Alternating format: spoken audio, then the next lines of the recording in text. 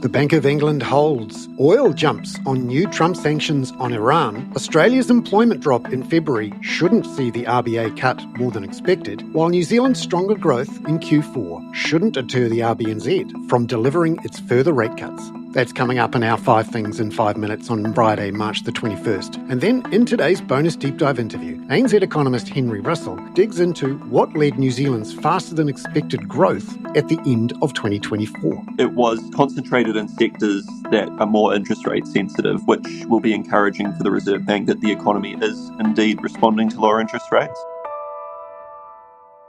But first, in 5 and 5 with ANZ, the Bank of England has held rates as expected overnight. Here's ANZ economist Bansi Madhavani. So it's widely expected the Monetary Policy Committee kept policy rate unchanged at 4.5%. What they highlight is that domestic wage and price pressures are elevated. So the committee wants to look at incoming pay settlement reports to assess the persistence of these price pressures. Now, survey indicators are suggesting that pay growth will moderate over the year, but the committee does need to see progress before they act. The voting pattern was also interesting. Of the 9 committee members, only 1 voted for a 25 basis point cut, while the other 8 voted for no change. Now that compares to 2 members voting for 50 basis point cut in the February meeting. So on the margin, the voting pattern has shifted to signal a cautious stance. As of 4 a.m. Sydney Melbourne time, the US dollar index was up 0.42%. The Australian dollar was down 1% at 62.96 US cents. The New Zealand dollar down 1.2% at 57.49 US cents. The S&P 500 was down 0.2%. The US 2-year bond yield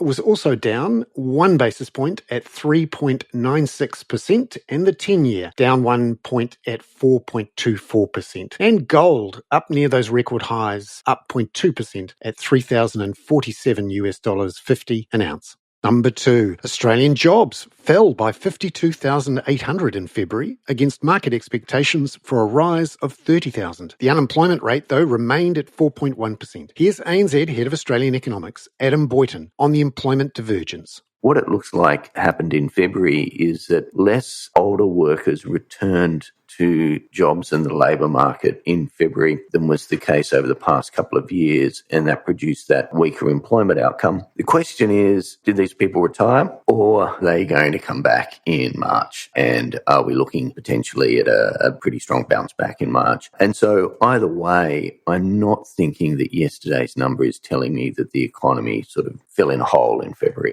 Number 3, Adam says there shouldn't be implications from this data for the Reserve Bank of Australia's rate track. If we get another fall, of course, next month, then you'd start to question what the true trend in jobs growth is. But no, I think we've had a string of pretty solid employment numbers. The unemployment rate's gone broadly sideways for quite some time. There's not enough information content in 1 month's labour force survey, particularly where the ABS are potentially suggesting there might be some noise there to change the Reserve Bank's view, or indeed to change people's views of the Reserve Bank. Number 4, New Zealand's economy expanded 0.7% in the fourth quarter, faster than ANZ researchers' forecast for 0.4% and the Reserve Bank of New Zealand's forecast of 0.3%. ANZ economist Henry Russell says the data shouldn't throw the RBNZ off track from returning the OCR to a neutral 3% with 3 more rate cuts through to July. Certainly the details of the GDP data do not challenge that guidance. The bounce is coming off a very weak base, and economic turning points are always very messy, and it still remains a struggle to diagnose the noise versus the signal in these data. For example, some that surprised us to the upside were coming off very sharp contractions in previous quarters, and in that sense, they don't necessarily speak to a momentum story, but more just data volatility. And so what the Reserve Bank's focusing on currently is the evolution of high-frequency indicators. Number 5, banks in China held their key lending rates, or loan prime rates, steady yesterday, with the 1-year at 3.1% and the 5-year at 3.6%. This was in line with expectations. ANZ senior China strategist Zhao Pengxing says China's economic backdrop looks steady enough to not be cutting rates. In the first 2 months, the economic data was very strong. We have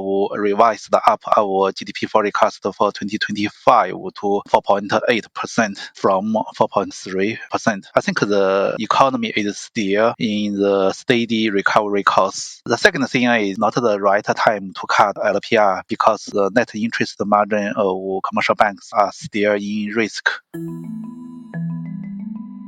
Xiaopeng Xing there. Now, in today's bonus deep dive interview, ANZ economist Henry Russell talked to my colleague Alex Tarrant about that fourth quarter GDP data in New Zealand to tell us what was hot and what was not at the end of 2024. Services industries were where we were surprised today, and that's particularly encouraging given services industries GDP provides the best signal on underlying economic momentum in the release. In terms of where we were surprised within that sector, it was concentrated in sectors that are more interest rate sensitive, which will be encouraging for the Reserve Bank that the economy is indeed responding to lower interest rates. So things like retail sales, accommodation, arts and recreation services all bounced sharply. Now, these are more interest rate sensitive, but importantly, they're also influenced by the recovery in international tourism, and that was present throughout the release today, that recovery has picked up after what we had expected based on visitor arrivals numbers, that the recovery had stagnated.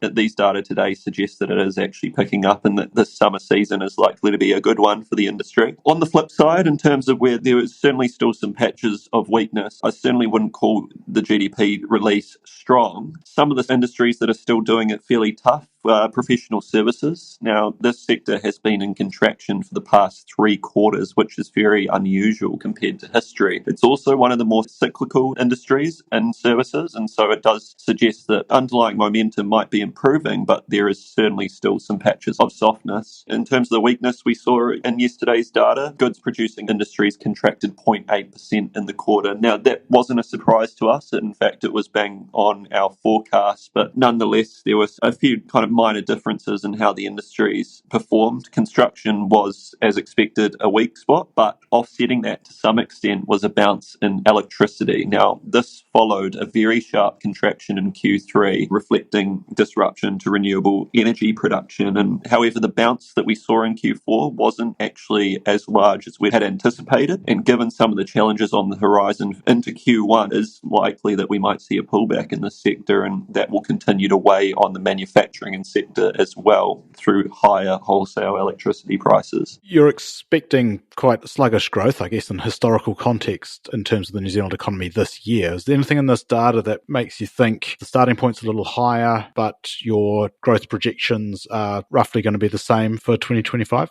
Yeah, these data haven't caused us to have a major rethink on what the trajectory for the economy is moving forward. We do continue to expect a gradual recovery at first and for momentum to start to pick up through the second half of this year. There is certainly still some challenges out there, and the labour market is still adjusting to past weakness, and this is likely weighing on households' confidence to spend and to invest. But in saying that, we are seeing signs that is starting to shift. Housing market activities picking up, for example. Consumer card spending data has been trending higher for some months now. So there's certainly some encouraging signs, but the GDP data today wasn't game-changing with respect to how we think things will play out moving forward. Henry Russell there. I'm Bernard Hickey. That was 5 and 5 with ANZ for Friday, March the 21st. Catch you next week with a preview from Adam of Australia's federal budget being released on Tuesday night.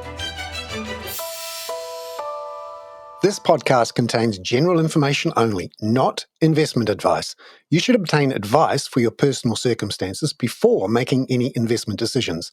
Please view the podcast disclaimer available via your media player or email.